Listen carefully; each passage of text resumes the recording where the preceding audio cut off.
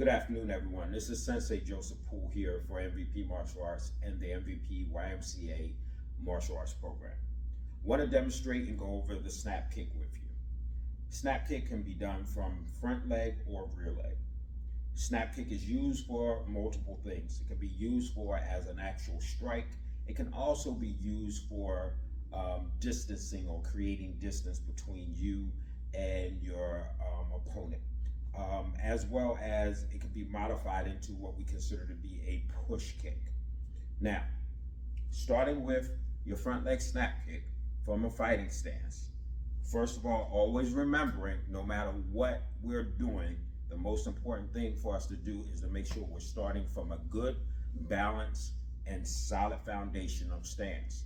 So our feet, again, are natural width apart, spread evenly, shoulder width, maybe a little bit more than shoulder width apart. We're bent at the knees, and our hands are up in the fighting stance.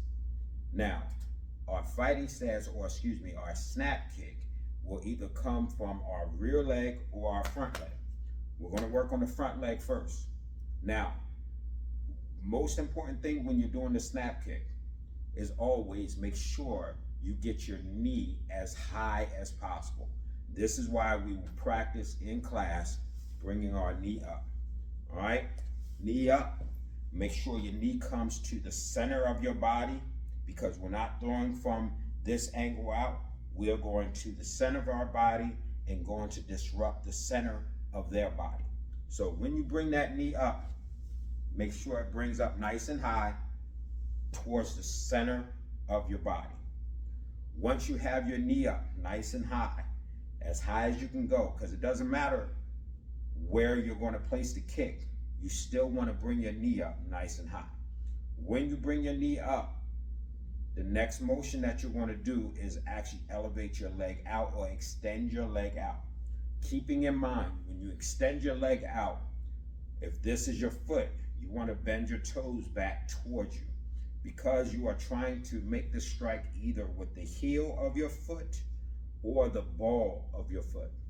So in other words, with the heel or the ball of your foot, you bend your toes back, because you don't want to snap kick someone and make contact directly with your toes into whatever part of their body, because your toes are too easy to break. It only takes a few pounds of pressure to break bones in your foot, and you don't want to do that. So again, from the front leg snap kick, you're bringing your knee up, snapping out, back down. Doesn't have to be high. Snap kick can be delivered low, it can be delivered mid, it can be delivered high. But right now, all I want you to concentrate on is bringing your knee up as high as you can get it, up, out, back down into your fighting stance, making sure you maintain your balance. That's the front leg. Your rear leg, same process, same thought process, understanding that normally coming from the rear leg, you're going to have a lot more power. So you also have to have more control.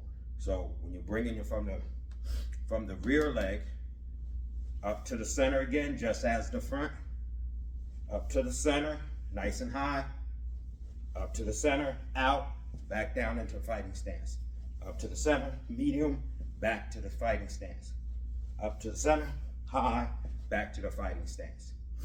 So, full speed front leg, or at least partial speed front leg or natural kick,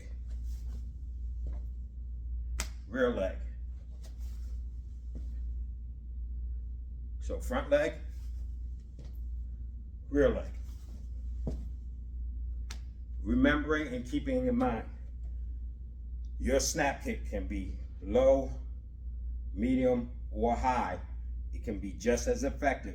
If we're kicking low to the leg, maybe taking them more balanced, kicking them more medium or to the stomach to create distance or to hit in the soft area or even into the leg area, or high to the face. Again, always remembering each strike, each snap kick is done with the impact area on your foot, either your heel or the ball of your foot, but not your toes.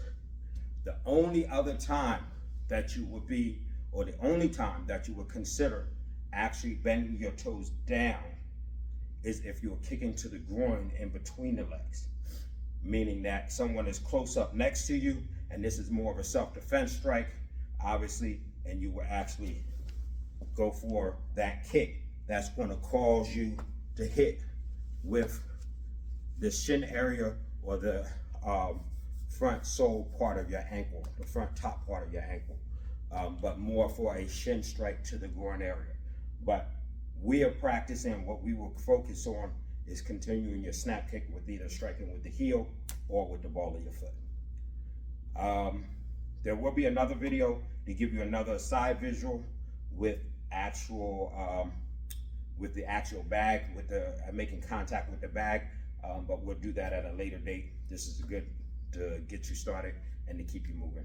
All right, so remember, again, always good foundational stance, knee as high as possible, snapping your foot out, snapping your foot, kick out, snapping your foot out, striking with the heel or the ball of your foot, and always keeping your toes bent back towards you as you perform the kick.